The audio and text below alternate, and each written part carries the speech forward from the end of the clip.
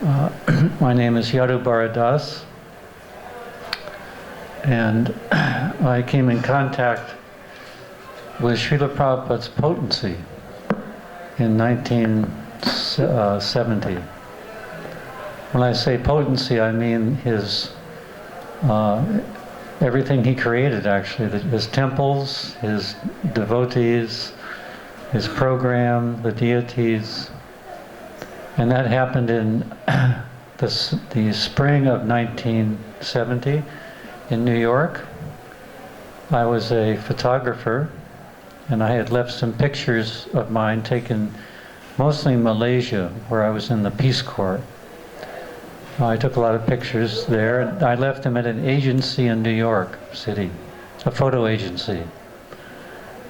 And the editor of Asia magazine, which was a Sunday magazine stuck in newspapers, Sunday newspapers in 9 countries in Southeast Asia.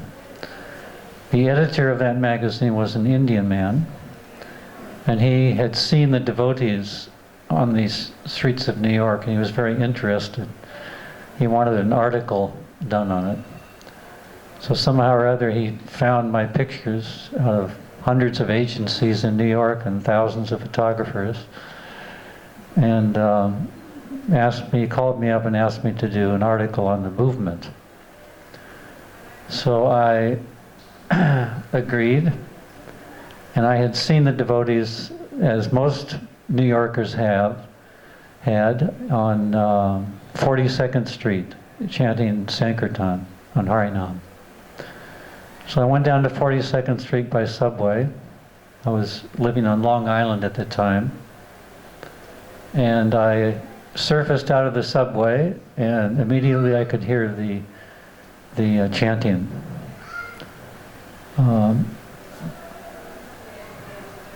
So I approached the party, and I met Rishi Kumar, who was the president of the New York Temple. In those days, everyone went out on Harinam. So he was the president, he was also on Harinam. Actually, Prabhupada wrote a letter, he said everyone should go out on Harinam and book distribution every day at one point. So he agreed that I could do this article. So my girlfriend at the time and present wife, her name was Jean Pappert, she and I went to the temple, and she wrote the article and I took the pictures. And that was published in Asia magazine. And then because of that publication, another magazine saw the article. Asia magazine. It was only distributed in Southeast Asia, in 9 countries. Yes. Do you still have that? Yeah, I have a copy. Another magazine called Earth Magazine saw that, the editor of Earth Magazine saw that article, and he wanted another article on the devotees. So I flew to LA, Los Angeles, to do that. I went alone. So my first 2 professional assignments were, and my last 2 professional assignments were, outside assignments, were on the devotees. I was in a master's degree program in photography at Rochester Institute of Technology. I had completed a year, and then that summer I did the articles. So I went back to school, and I had to decide what to do for my thesis. So I decided to do a comparison between Krishna consciousness and Zen Buddhism, a photographic essay. How to do that, I had no idea, but I just had this idea. So I went to the nearest Zen center in, where was it? That was Buffalo, New York. I knocked on the door, and the person who answered, he could not speak because it was a day of silence. And it went a long way to meet the people. Nobody could talk that day, so I canceled that idea. And I just focused on Krishna consciousness. And I decided that I should go to India to meet Prabhupada. Actually, that very first meeting was with the devotees in New York was a turning point in my life, because I had a very strong, you can say, almost mystical experience standing in front of Lord Jagannath, that first arti that I witnessed. And it was like closed doors in my mind, opening, locked doors, opening one after another, back into eternity. And having the realization that this is my eternal position to worship the Lord. So after that, it was really no turning back. So Prabhupada was there, I say, in his potency, incredible potency, through his devotees and what they had accomplished and were doing. So December 1970, I had a ticket to India. I had an address, Kailash Seksaria on Marine Drive in Mumbai. That's where Prabhupada and his disciples were staying. That was the first time that Prabhupada took the large group of devotees back to India. He had come in 1967, which is, I think, 2 devotees, Kirtananda Swami and Achyutananda Das Brahmachari. But this was the first time that a large group had returned, and it really caused a sensation in India. So I knocked on the door of the address, and Kailash Seksaria answered the door, and he said, "I'm sorry, you just missed them. They've gone to Surat." So I said, "Where is Surat?" He said, "It's a town about 4 hours by train." So he put me on the train, and I had no address, actually. I thought it was a little small town or village or whatever. Quite a large town. So I arrived, and I got off at the train station, and the rickshawwalas, gathered around me, and I said, "American Hare Krishna." And one said, "Get in." The whole town knew where the devotees were. So they took me to Bhagubai Jariwala. This was a very kind elderly man who was a banker, and he had hosted the devotees, about 25 devotees plus Prabhupada, in his house. It was quite an experience. So I arrived at the house, and I knocked on the door, and guess who opened the door? Rishi Kumar. Prabhupada had asked, key devotees at that time to come to India to join him. And Rishi Kumar, the president of New York, who I met there, was one of them. So he was very excited to see me and surprised. I had long hair, a mustache, looking kind of like a hippie.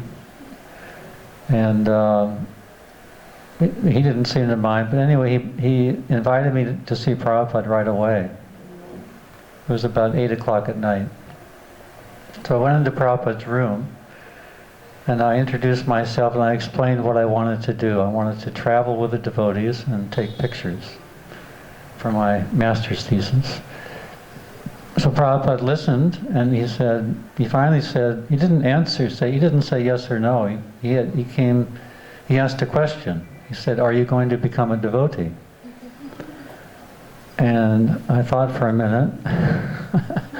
Although I was attracted, I couldn't, see shaving my head and wearing robes. So I said, "I don't think so." Srila Prabhupada. So then he said, "Then you cannot stay." So I was quite crestfallen, having coming all the way. And I didn't leave, and Prabhupada didn't ask me to leave, and I stayed for 2 months. So that shows that Prabhupada knew my heart. And that answer was actually very revealing. Sometimes Srila Prabhupada would answer for the short term, and sometimes for the long term, and sometimes for both. So in this case, it was for the long term. That if we don't, and it applies to all of us, if we don't become devotees, then we can't stay in the association of devotees. Physically we may be in the association, but if we're not following or not taking up the process and not advancing, we're not going, in the long run, not be able to stay. So that was very instructive. So I would sit in Srila Prabhupada's room, and he would introduce me to most of his guests. He would say the same thing. He would say, "This is Mr. John. He is from America. He is a very good photographer, and he is interested in Krishna consciousness." So in that way, Prabhupada would encourage me. So the very nice lecture, I believe, the other day, I forget who gave it, I'm sorry, about fanning the spark. Who gave that lecture? Vaishesika Prabhu, that's right. And Prabhupada was expert at that. So he saw my proclivity for taking pictures, that I had some degree of professionalism. And he appreciated that, and especially that I was taking pictures of his work, his disciples, and his programs. So those were two things that I learned right away about Srila Prabhupada: his compassion for persons like myself who had practically had no qualification, and his encouragement. He would encourage everyone.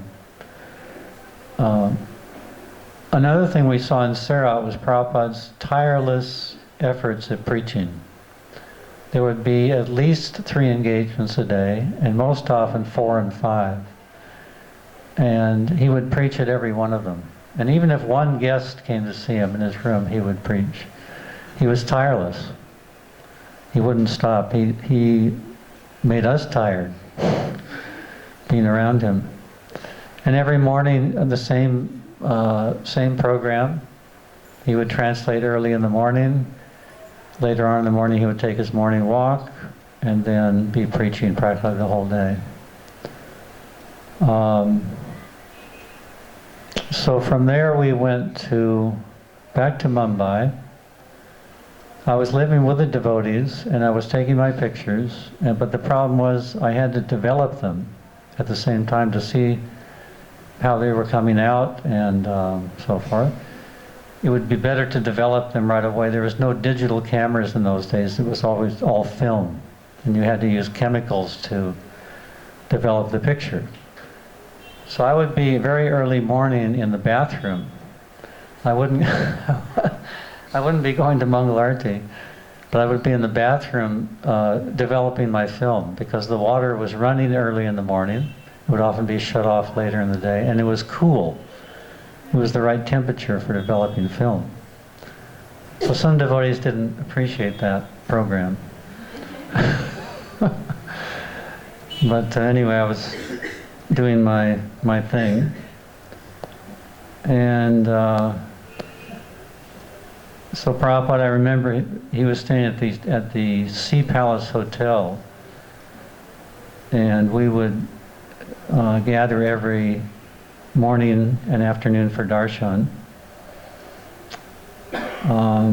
I'll skip forward a bit to Allahabad. Prabhupada decided to attend the Kumbh Mela, and that was another very instructive program, revealing Srila Prabhupada's Krishna consciousness. And he had a very strong desire to preach to the people who came to the Mela. So he had us do 3 programs. One was prasadam distribution, one was Harinam Sankirtan throughout the Mela, and the other one was deity worship. There was practically no other groups doing deity worship. So he was very strong on that. And sometimes I would wander off. You know, the exotic nature of Kumbh Mela was very attractive to a photographer. So I would be wandering here and there, and I got myself in trouble one day. I went down to the Ganga, and I was photographing the bathers.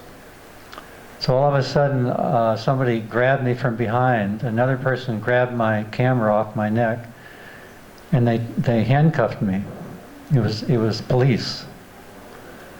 And they opened my they took the film out of the camera, opened it up, destroyed the roll, and then took me to a tent and handcuffed me to the pole. They thought I was taking pictures of the ladies bathing.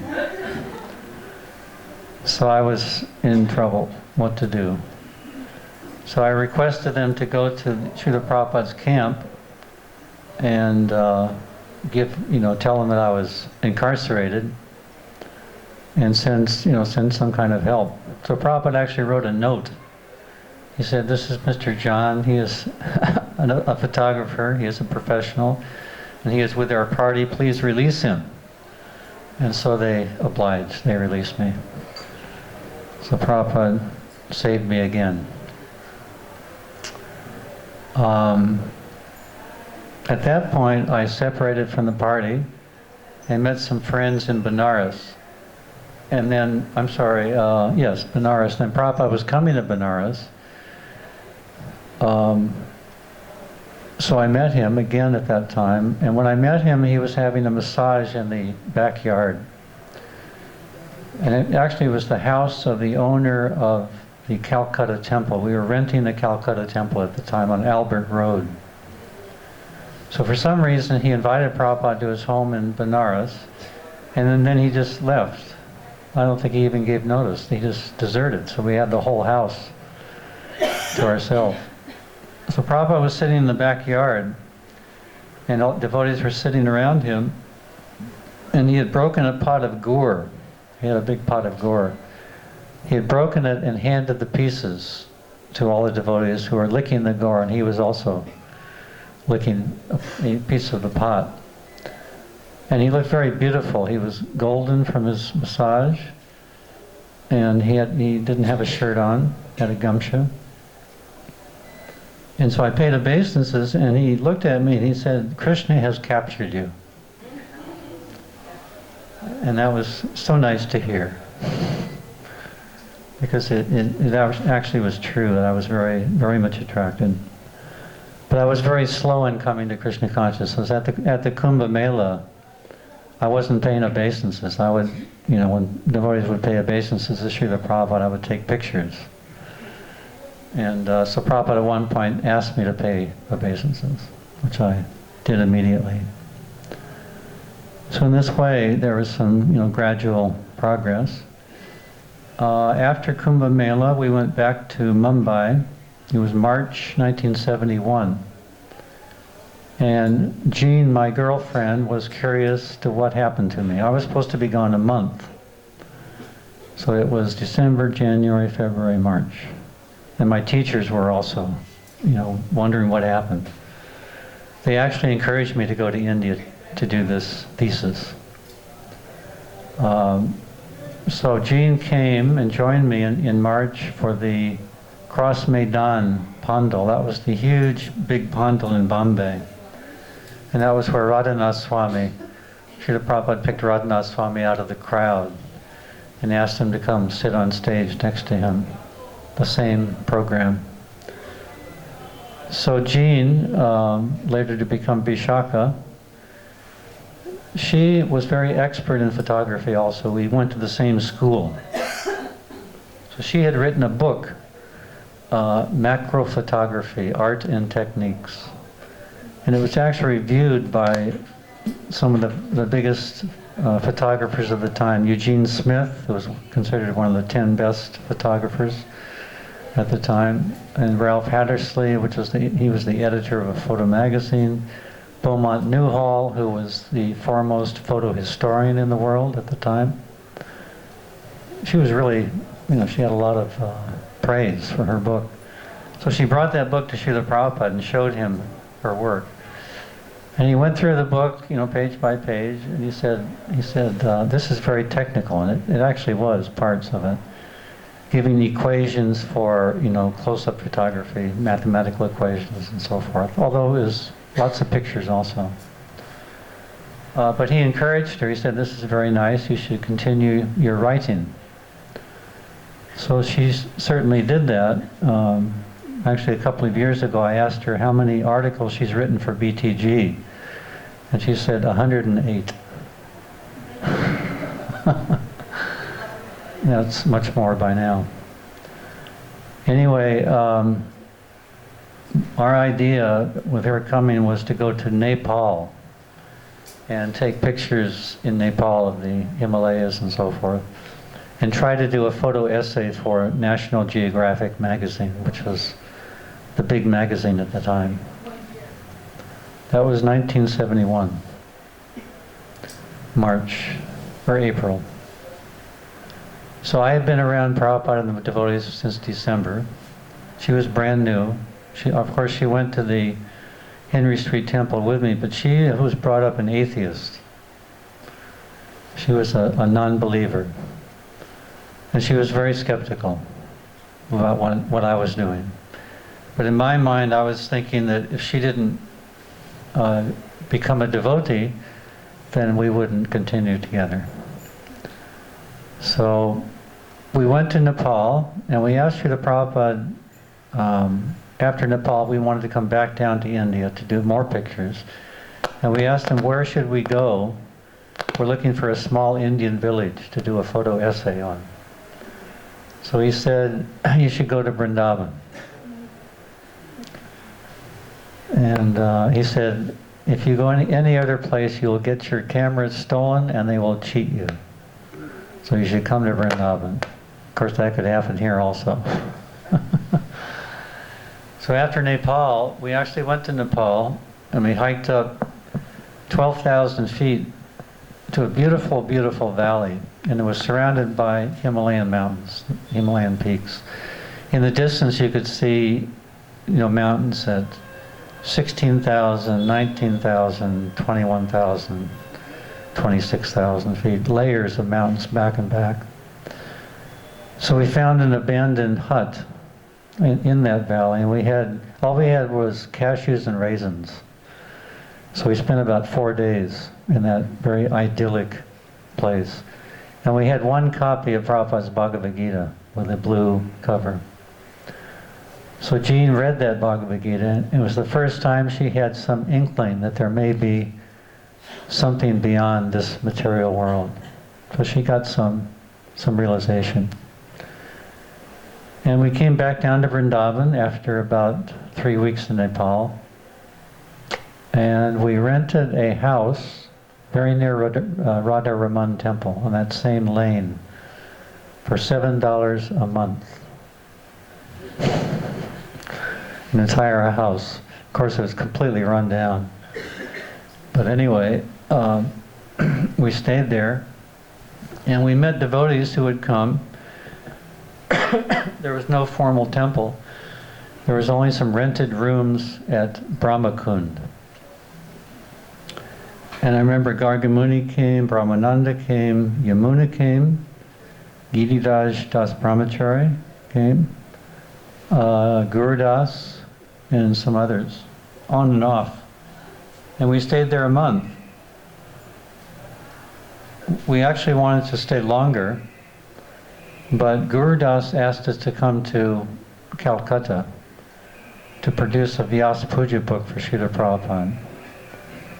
And Vishaka, in the meantime, had become very, very attached to Vrindavan. This was Prabhupada's, encouragement to her. Come to Vrindavan and take pictures here. So she actually became Krishna conscious in Vrindavan. Going to wandering the streets of Vrindavan, taking pictures, going to the kirtans. And she was especially attracted to the widows who would chant Hare Krishna in the temples all day. So she had a lot of pictures of them, and we had recordings of their kirtans. Very beautiful. So she was very reluctant to leave Vrindavan because John Masmi was coming up. And so I dragged her away to Calcutta. We went by train, of course. And when we arrived, we saw a soldier standing over a dead body on the railway tracks. It was a time of conflict. The Bangladesh refugees, refugees from Bangladesh were pouring into the country. And there was a war with Pakistan going on. So we stayed at the temple at Albert Road, near Comic Street. Is that still the name of the street? Yeah. Yeah, it's off Comic Street. It's the same temple we have now, but we only had one floor. We had the upper floor, and it was a very difficult temple, especially for the ladies, because the ladies had to pass through the men's bathroom to get out of their room to go to the temple. Huh? It was the only bathroom, right. That made it doubly difficult. You were there? Yeah, we had to get up real early so we could get through the bathroom thing before the men got up to go to the bathroom thing. Anyway, it was a time of difficulty in many ways. We were young, we were immature, there was a lot of culture shock, you can say. We were very enthusiastic. Very enthusiastic, yes. Fanatical, sometimes. And that led to a bit of strife between devotees. So Vishaka was not at all inclined to stay. She was actually quite discouraged living in that temple. So, but the saving grace was that Prabhupada was coming, and in about a month. So he finally arrived, and we all had our grievances to tell him about the situation. And so the temple authorities decided to have an ISKCON. And we all came into Prabhupada's room, and we sat there, and we just looked at Prabhupada. And frankly, the troubles just kind of evaporated. And at one point, some things were discussed, but at one point, one Mataji, she raised her hand, she said, actually, Srila Prabhupada, there are no problems in Krishna consciousness. And Prabhupada said, yes, you have understood correctly. There are no problems in Krishna consciousness. So if one is actually Krishna conscious, these things are very small and trivial. So just by Prabhupada's presence, he purified the atmosphere, and the problems seemed to be very minuscule after that.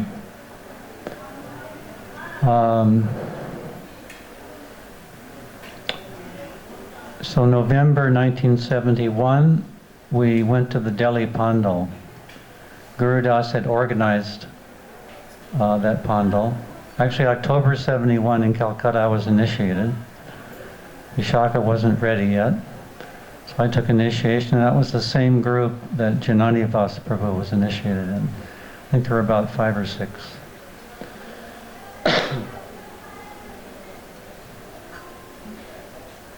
Are there any questions so far?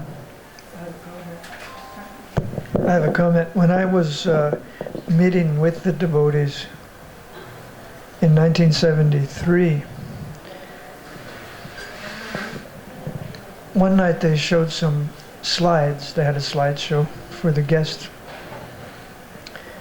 And when I saw the picture of you and Vishaka taking Brahman initiation from Srila Prabhupada, it made a very strong impression on me. Like somehow, that, this was for Westerners, Krishna consciousness was for Westerners. And the two of you, of course, are serious, and you looked serious in the picture, I think. And I thought, it really has to be taken seriously and so on. What year was the Delhi Pandal? 1971, November. But by the way, that's where I was as an educated bum, and I remember seeing that Pandal and really wanting to go there, but my friends had another idea to go somewhere. But I kept on getting... Was that the first time you were introduced to? I was in India a total of 2.5 years. And I had come to India more or less that time for the first time. And then after that, I ended up going all over the rest of India, myself alone. But I remember that Pandal, and I remember hearing this chanting, and I'm remembering the smell coming out. I guess it must have been halva or something. That panel attracted many devotees. There's others also who joined because of that. Dadi Harta Prabhu from Canada was there.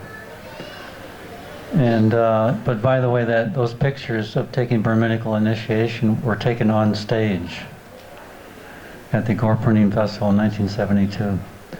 That was the first Gaur Purnim Festival, but it was in front of Prabhupada's godbrothers and an audience. So anyway, yes. I'm from Malaysia. Which part of Malaysia did you stay? Oh, I was in the Peace Corps 1965 to 1968 in Butterworth, East Coast, a very small village near Clinton, yes, and also Butterworth opposite Penang, and then also teaching at the Outward Bound School in I forget the place actually. Anyway, yeah. Did you ever come back to Malaysia as a devotee? Interesting question. And that I was in Peace Corps from 1965 1968, mostly in Butterworth, teaching power mechanics, electricity, woodwork, metalwork, the industrial arts as they call them in America. In 1980, Hansaduta Prabhu asked me to go back to Malaysia because he knew I'd been there, because in Butterworth, coincidentally, there were devotees. And they were new bhaktas. They'd been reading Prabhupada's books, and they wanted an association. So I went back there as a devotee. And many people remembered me. It was quite interesting. And we started a temple there. We were there for 4 months. It was actually during our world tour to shoot our second documentary on ISKCON called World of Hare Krishna. And then today, interestingly enough, the government has given a plot of land to build a temple in Butterworth. So that's underway. So back to Delhi Pandal. Every night Prabhupada would speak, of course, and every night before Prabhupada spoke, there was an authority in different fields who would speak. An educator, a business person, a politician, a scientist, and so forth. And after they spoke, Prabhupada would speak and address their field of expertise in a Christian conscious viewpoint. And it was interesting. Prabhupada asked me to time his lectures every night. Just time his lectures. How long am I speaking? And he would speak for 44, 45, 46 minutes, right on. I don't know why he wanted me to do that, but anyway.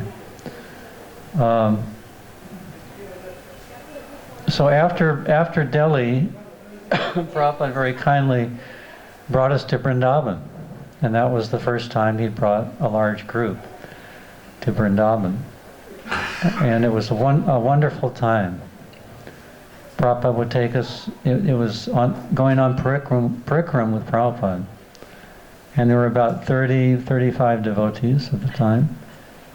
And we go to different places. We went to, most memorable was Prabhupada bathing at Brahmakund, I believe. There's films of that.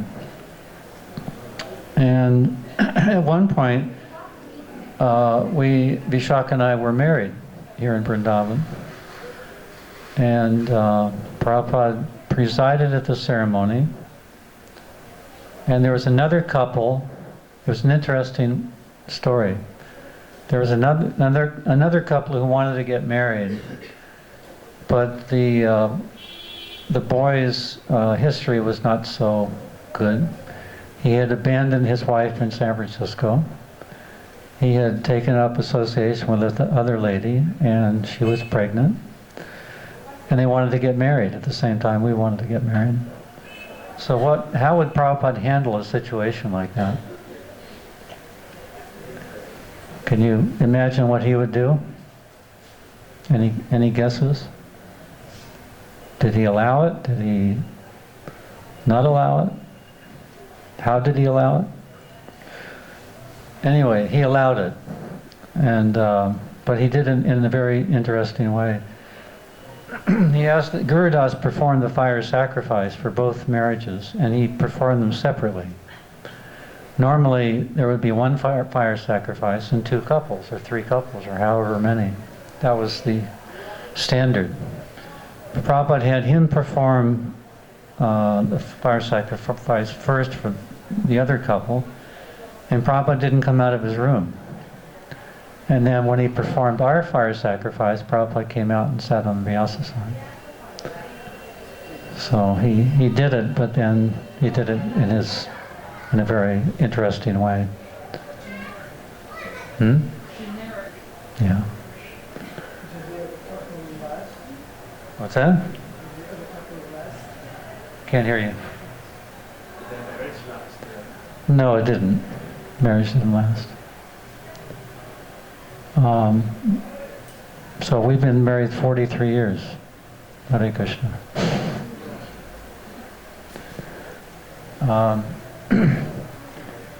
And then Vishaka was initiated at the same time during the marriage. And then we had a unique guest arrive, and that was Radhanath Swami. He had, after the Bombay Pandal, where he met Prabhupada, he went back to the Himalayas, and then came back down to meet Prabhupada, to find Prabhupada again. And he ended up in Vrindavan. He heard Prabhupada was here, and he came to our wedding. We don't have a picture of him, but we have one old black and white picture of us. And Vishaka's got this white sari on, and she had what's it called, the painting on the hand? Huh? Mehendi. Okay, but it was running all over her sari, because she took Achman for the initiation. Anyway, it happened. After Vrindavan, we went to Bombay, the Kash Ganga building, and my service was to roll chapatis and other services, make life members also. And Akash Ganga apartment building was very plush. It was clean, it was bright, it was, very beautiful deities. Actually, the Radharasa Bihari arrived one day. We had small deities, but then the large deities arrived. They arrived in crates. And the owner of the building would not let us put them in the elevator to take them up. He demanded that we open them right in the street, or on the sidewalk, before we took them up, because he suspected we were taking drugs. A lot of people suspected that, because there was a movie that had come out called Dumb Auto Dumb. And that portrayed devotees, smoking pot and chanting Hare Krishna, getting high. So anyway, he had this open the crates on the sidewalk. And when we opened the crate, we opened Radharani's crate first. We didn't know who was in which. So Radharani appeared to us first, and we all paid obeisances. The man was embarrassed, to say the least. So he allowed us to take the deities up. And it was a very wonderful time. Prabhupada was living there also, and he was like the temple president, and he would come and chant with us and attend arti with us. And I remember going on a morning walk one morning. One lady who had been driving Prabhupada every morning to the seaside, down a bit where we could walk, where there was a sidewalk along the beach. She said she introduced Prabhupada to an investment scheme, so his devotees wouldn't have to work so hard collecting. So Prabhupada didn't buy it. He didn't want to hear about it. He said they should actually, I want them to go door to door. I want them to preach Krishna consciousness and get donations. He wasn't into investing. When we came back one day from a morning walk, all the devotees were taking prasadam, and Prabhupada looked at everyone and he said, everyone is overeating. You are all overeating. And it was true. Actually, in those early days in India, we would tend to overeat. And a lot of us were sick because of that. So India was not so easy for most people, but I saw my stay in Malaysia as kind of a training ground for India, because I was living in a third world country, in a village sometimes, living austerely, so forth. So one day, one man came into Prabhupada's room, and he was very nervous. He was kind of shaking, he was sweating, and he turned out to be Mr. Nair, who offered, at that point, that morning, the land at Juhu to Srila Prabhupada. So the next day, Prabhupada was interested, and we, Shamsundar, myself, Guru Das, and Srila Prabhupada, got in a taxi and drove to Juhu. And when Prabhupada saw the land, he wanted it immediately. Because he knew that area. Very nearby was Sumati Maharaji's bungalow. And Prabhupada used to go preach Bhagavatam to Sumati Maharaji. So he knew that area. And at that time, that area was very, it was a jungle. I mean, there were some buildings on that particular property. There were apartment buildings, but everything was very run down and overgrown and not nice. Sumati Maharaji's bungalow was very nice, and there was the Juhu scheme nearby where all the movie stars lived. But this particular area was quite run down, and nobody liked it. Prabhupada liked it, but the devotees didn't like it. So Prabhupada immediately made arrangements for purchase of the land, and he also immediately sent us all there from the apartment, nice, fancy, clean apartment, to the jungles of Juhu. And it was a very difficult time. There was one very crude hut that was constructed, that both the deities and the devotees were living in it. The devotees at one end, it was a very long hut in the middle of the apartment buildings. Deities at one end, devotees at the other. And lots of difficulties at that time. Some, fighting was going on between devotees, which was very unpleasant. And, I was one of the oldest devotees at the time in India, and I was 26. So you can imagine the level of immaturity at that time. Prabhupada was our elder. And, but I can say that the year and a half spent in Juhu was probably the most ecstatic time of my time in Krishna consciousness, because Prabhupada was always concerned about it, he was always thinking about it, he was writing letters. At one point he asked me to write him a letter once a week, giving a report on the situation. I was the secretary, corresponding with life members and printing books, magazines. We printed the first Hindi BTG and Bengali BTG in Mumbai.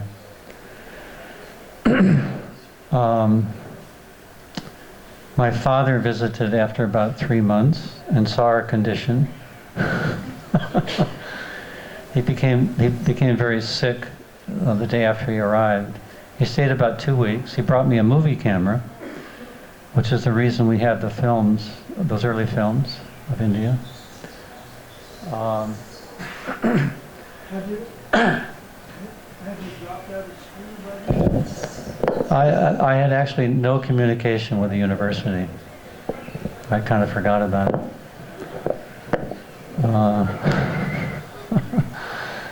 We were quite absorbed. We were taking pictures for BTG and sending them back. And then at one point we sent our movies back to LA. to Karanda Prabhu. Karanda Prabhu was the head of the BBT. He was actually very efficient in his service. Prabhupada really appreciated his services. And then at one point in our stay in Juhu, he wrote us a letter. He said, we would like to produce a film on the movement. And he got Prabhupada's consent to produce the film. Actually, Prabhupada paid for money from the BBT. $13,000. And that bought the equipment, that paid for the tickets, and so we went back. Actually, before we went back, there was the attempted demolition of the temple by Mr. Nair. Of course, you know the history. Mr. Nair offered the land, then by various cheating techniques, he tried to get it back and keep the money, keep the down payment. Everybody know this story? Yeah. So at one point, he sent a demolition squad to demolish the temple. Vishaka and I were in Delhi helping Tejas at the time. But when we heard about that, we were called back down to Juhu to help mobilize the propaganda campaign against the demolition and the perpetrators. After that, we went back to the States to make our film. That film was called The Hare Krishna People. We shot some scenes of Prabhupada. We went around the world and filmed Prabhupada at Bhaktivedanta Manor, installing the deities, Radha Kukulananda. Some beautiful scenes there. We shot in India, we shot in Hong Kong, we got some films from Africa, got back to New York and put everything together. And that film was released in 1974 at the Mayapur Festival, actually. We went to the Mayapur Festival and premiered it in Prabhupada's room. Does everybody know the size of Prabhupada's room in Mayapur? It's very, very small. So we all crowded in that room. I had a 16 millimeter projector. Unfortunately, I had the wrong voltage, so it was running very slow. So the narrator was like, you know, it was heartbreaking. But everybody loved it. They tolerated it, and Prabhupada liked it very much. He said we used, what do you say, good intelligence in making the film. And we toured India actually with Prabhupada in that film, and every time Prabhupada spoke at a pandal, we would show the film, after he would request the film to be shown. And every time he would sit and watch it, to my surprise, again and again. One time he was sitting in the back of the screen, the projector was here, the screen was here, and Prabhupada was here, so he was watching everything flipped backwards. He still watched it. Radha and Krishna flipped, you know. So Prabhupada was very encouraging. He wanted us, that was our engagement from then on, to make films. At that time, after the premiere of that film, I asked Prabhupada if we could do a film on his life. And he said, what is the need? In this humble way. That was always Prabhupada's mood. He was always giving credit to everyone else except himself. Credit to his spiritual master, credit to his disciples, but never credit to himself. So I answered that Srila Prabhupada one day that people want to know who started the Hare Krishna movement. So Prabhupada agreed to allow me to make that film.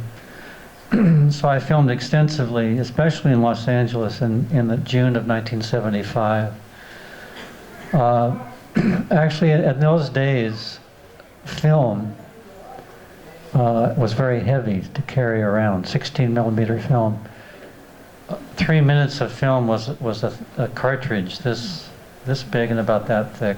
10 minutes of film was about this big and that thick, and it weighed a lot. So all I could bring to India on every trip was 2 hours of film. That was 12 rolls of big, large size rolls. So I had to be very careful in what we shot.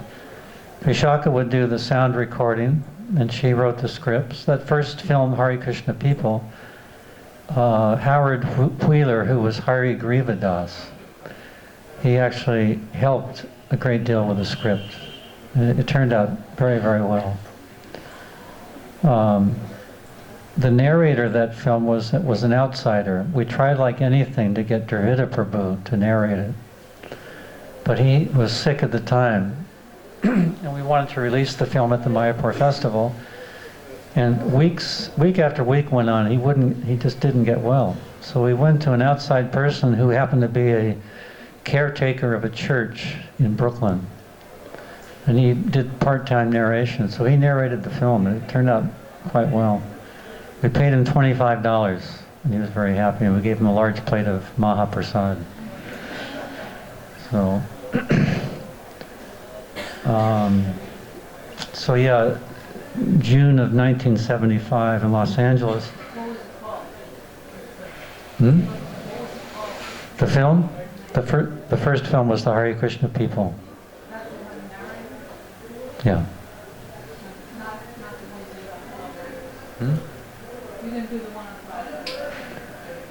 The one on Prabhupada was narrated by Murray Wagner. Your Ever Will Wisher. That was released in 1983. Prabhupada of course, never saw that. He saw 4 of our films. He saw Hare Krishna People. Brilliant as the Sun was another film on book production. That was, Prabhupada wanted a film to show his godbrothers at the Mayapur Festival in 1976 about book distribution, book production and distribution. So we made a film called Brilliant as the Sun, beginning with Prabhupada translating a verse of the Bhagavatam. You remember that verse? That's right.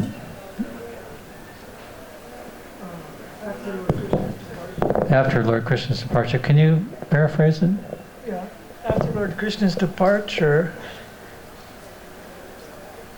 the Bhagavatam,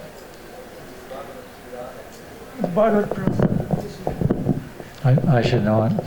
This Bhagavad Purana is as brilliant as the sun, and it has arisen just after the departure of Lord Krishna to his own abode, accompanied with knowledge, religion, etc. Those people who have lost this vision due to dense darkness of this age shall get the light from this Purana. Thank you very much. Excellent.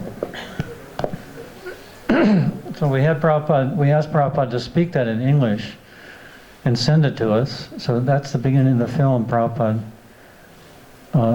We hear Prabhupada speaking that verse, and then we see Dravida typing it out, and then we see it being mailed to the BBT, going through the whole process of book production, some of the paintings being done, and then finally Gopa Vrindavan on the streets distributing to a person in Los Angeles. And excuse me. We brought that film to Prabhupada in 1976. And I would sit every day in Prabhupada's room, and we had something called a Fairchild projector. It was a suitcase projector. It looked like a briefcase. But when you open it up, it was a screen. And you put the Super 8 film as a cartridge projector. We'd insert the cartridge, and it would project the film back projected on the screen. So Prabhupada, when anyone would come in, even one person, he'd look at me and say, "Do you have that film?" So I'd get my briefcase, open it up, and these people would just be amazed. Nobody had ever seen anything like this. And then we'd show the film, and they would just be amazed to see that.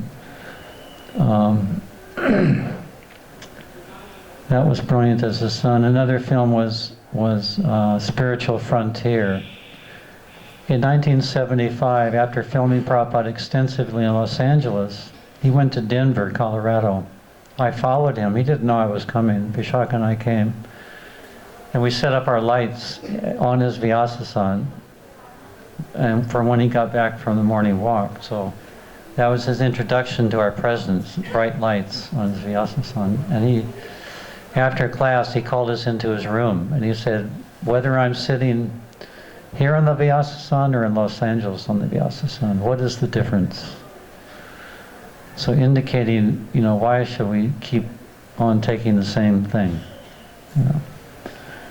So, and Brahmananda Prabhu was his secretary, and he especially didn't like the presence of photographers and filmmakers. So he and Prabhupada spoke and then called us in, and Prabhupada asked us not to follow him around so much and not take so much film, but what would we do? And I mentioned that Kirtanananda Swami wanted a film on New Vrindavan. So Prabhupada thought that was a good idea. So we went to New Vrindavan and made that film called Spiritual Frontier, and that was released in 1975 in Los Angeles. The whole temple was packed. The balcony filled with the ladies and more ladies on the ground floor, just completely packed. Prabhupada was there. Kirtanananda Swami flew out with some devotees from New Vrindavan. They brought Prabhupada ice cream packed in dry ice from New Vrindavan. It was a wonderful premiere. When there was a shot of puris being cooked, Prabhupada rose up out of his yasasana and he said, "I want one." And I was just ecstatic. I mean, and that was, of course, the highlight of any of the filmmaking was the premiere. I think that was the best one. And then in 1970, let's see. Yeah, Hare Krishna People, Brilliant as the Sun, Spiritual Frontier, and then Spark of Life. Spark of Life was a film conceived by the Bhaktivedanta Institute. Bhakti Sri Damodar Maharaj, Sadhguru Prabhu, and a few others wanted a film on scientific preaching. So eventually we produced a film called Spark of Life. It's actually a conversation between two college students on Bhagavad Gita. And it's a short dramatic piece. And they wanted us, actually the Institute wanted us to produce a film defeating the current arguments of the material scientists that life comes from matter. But our idea was that if we do that, those arguments will change, and then the film will be out of date. We didn't want to make a film that was, become out of date. So we decided to base the film on Bhagavad Gita. So we did that, and we showed Prabhupada that film in 1977 in Bombay, in his quarters that were unfinished at the time. His quarters were finished pretty much, but the rest of the building was not. So Bhakti Sri Damodar Maharaj was there, Sadhguru Prabhu was there, and others from the Institute. Tamal Krishna Goswami was also there. When the film was finished, Tamal Krishna Goswami made the first comment. He said, "This is a big departure from your other films," because there was no devotees in the film. It was, karmis. But they were discussing Bhagavad Gita. And then others made comments. Nobody liked it, really. So I told Prabhupada that we had shown it at a Sunday feast in Los Angeles before we came to India. And Prabhupada said, what was the result? I said, one person who had been visiting, he was a visitor, a guest, he came out to me and he said, "Now I can understand I'm not the body. Thank you very much." So Prabhupada, he said, then is success. So that film was actually shown by the Bhaktivedanta Institute all over India with great success. So those were the 4 films that Srila Prabhupada viewed. Yes. In the Spark of Life, weren't the students played by devotees? They were, but they weren't apparent devotees. There were 2 devotees in the film. They looked like college kids.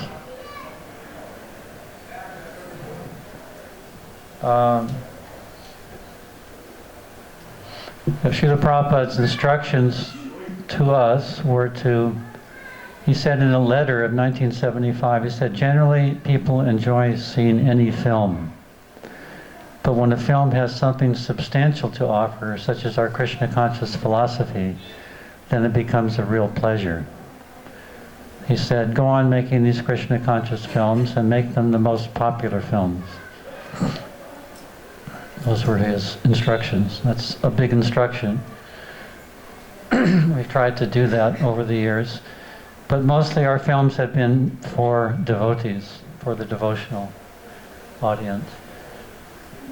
We're attempting with this current project, a film on Prabhupada's life, to make it for the outsiders, to make it for the mainstream audience, especially those who are seeking answers in spiritual life, those who are discouraged materially, which is a huge population, New Age people, yoga, the yoga crowd, and that's certainly a growing segment of the population.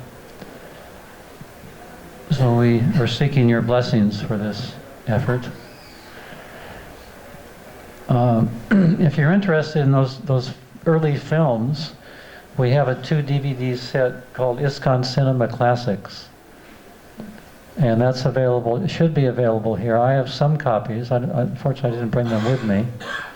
But if you approach me afterwards, I could arrange to get one to you. It's a 2 DVD set with 8 films. And in those days, we produced our films with a lot of languages, different languages. Unfortunately, there's no Russian. Sorry.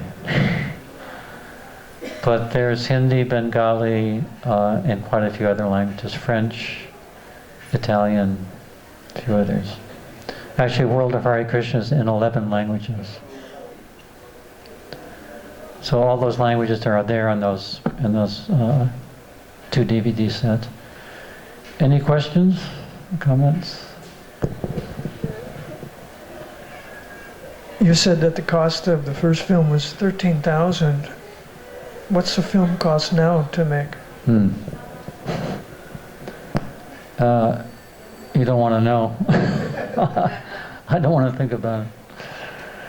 Our budget is $400,000. For what we're trying to do, it's actually small. We're trying to do a feature-length documentary in the highest possible quality. So we just rented a camera, a very good camera, for $8,000. It was for a month in India. We rented it. And we had a crew of about a dozen people. That's the biggest crew I've ever worked with. Similar features are in the $1 to $2, $3, $6 million range and up. Yogeshwar Prabhu, who's a professional filmmaker, he gave a low-end budget at $750,000 for what we're trying to do. So $400,000 is actually not much. It's a huge endeavor. Yes. Actually, just for the comment, in those days, it was Vishak and myself. We didn't have a crew. We didn't take a salary. Although, in our present production, we're also not taking a salary. And we have a wonderful group of young, talented filmmakers who are also not taking salary. So we have a lot of advantages, and that's why it's a lower budget. Yes, Prabhu. Some years ago, I was invited in by the managing director of the Indian Government Film and TV Institute outside Bangalore. Have you ever been there? No, I haven't. It's in the village of Katha.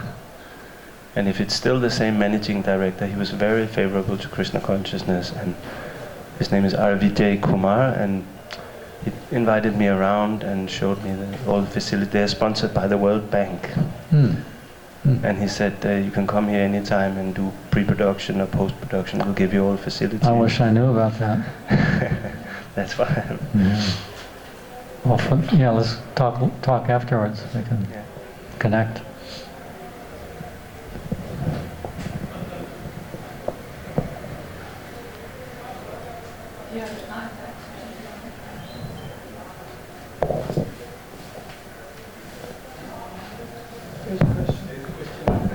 Yes.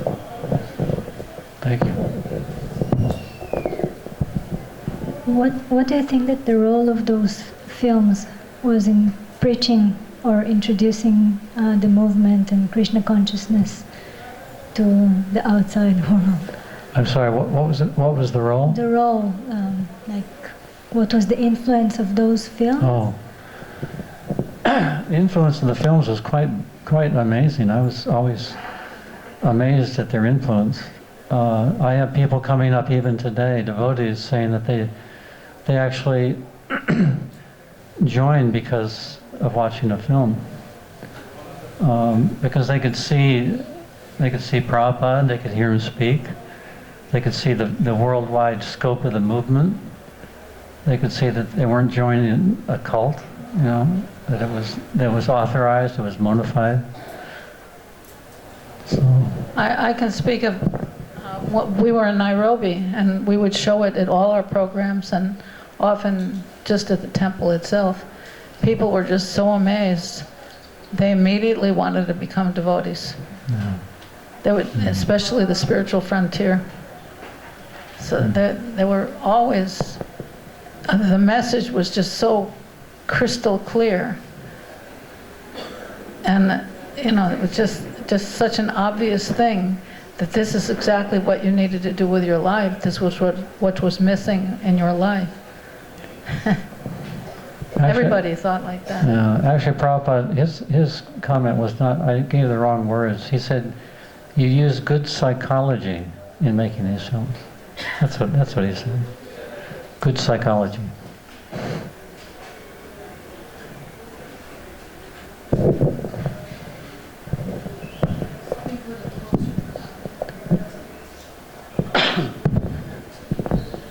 The film that you mentioned, what is it? Maradum. Oh, yeah. What was did that damage or did that enhance the preaching in any way, or do we need to somehow clear the misconceptions produced from that film, do you feel? Or? Right, well our film probably counteracted it a lot. Our film was shown all over India, you know, millions of people. The Prabhupada I heard from Tejas Prabhu recently was not happy with that film. It tended to damage our reputation. At the same time, he appreciated that people were chanting Hare Krishna. However you chant Hare Krishna has a beneficial effect, whether mockingly or jokingly, or so there's that aspect also.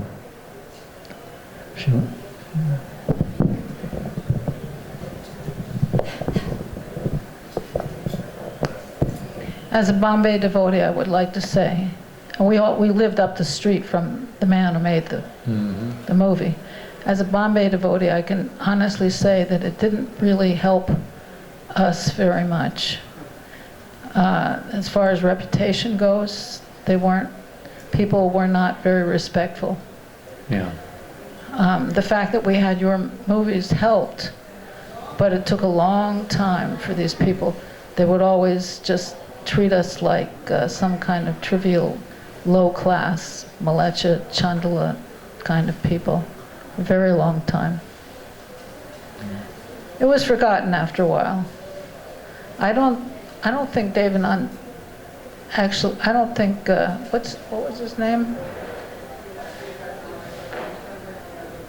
Well, I forget what the name of the film producer was. I remember where he lived.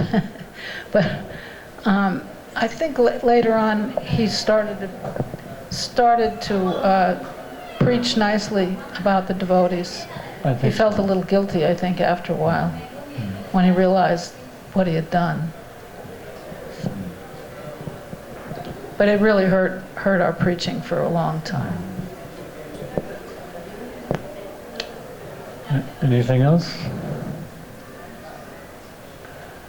Srila Prabhupada ki jai. Thank you very much. Hare Krishna.